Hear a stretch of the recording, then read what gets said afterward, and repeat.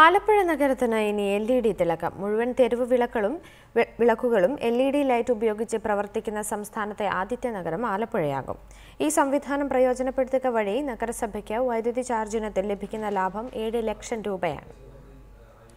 സംസ്ഥാന സർക്കാരിന്റെ നഗരജ്യോതി പദ്ധതിയുടെ ഭാഗമായാണ് വൈദ്യുതി ചാർജ് ഇനത്തിൽ നഗരസഭകൾക്ക് വൻ ലാഭം ഉണ്ടാക്കാൻ കഴിയുന്ന LED തെരുവിളക്കുകൾ സ്ഥാപിക്കുക. LED സംവിധാനം പൂർത്തിയാകുന്നതോടെ പ്രതിമാസം 12 ലക്ഷം രൂപയോളം വൈദ്യുതി ചാർജ് ഇനത്തിൽ അടയ്ക്കുന്ന ആലപ്പുഴ നഗരസഭ 5 ലക്ഷം രൂപ അടച്ചാൽ മതിയാകും.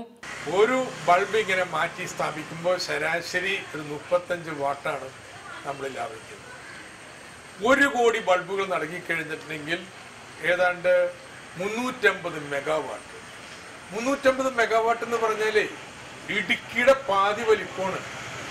അത്രയും വലിയൊരു ഡാം ഇന്ന് പണിയണമെങ്കിൽ നമുക്കൊരു 3500 അതിനൊക്കെ കൂടുതൽ കോടി രൂപ ചെലവാണ്.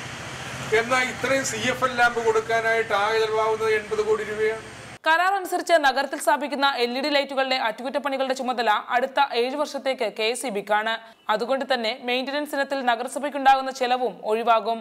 ഓരോ ജംഗ്ഷനുകളിലും വേണ്ട വെളിച്ചത്തിന്റെ ആവശ്യകത തിട്ടപ്പെടുത്തിയായിരിക്കും LED സംവിധാനം സ്ഥാപിക്കുക.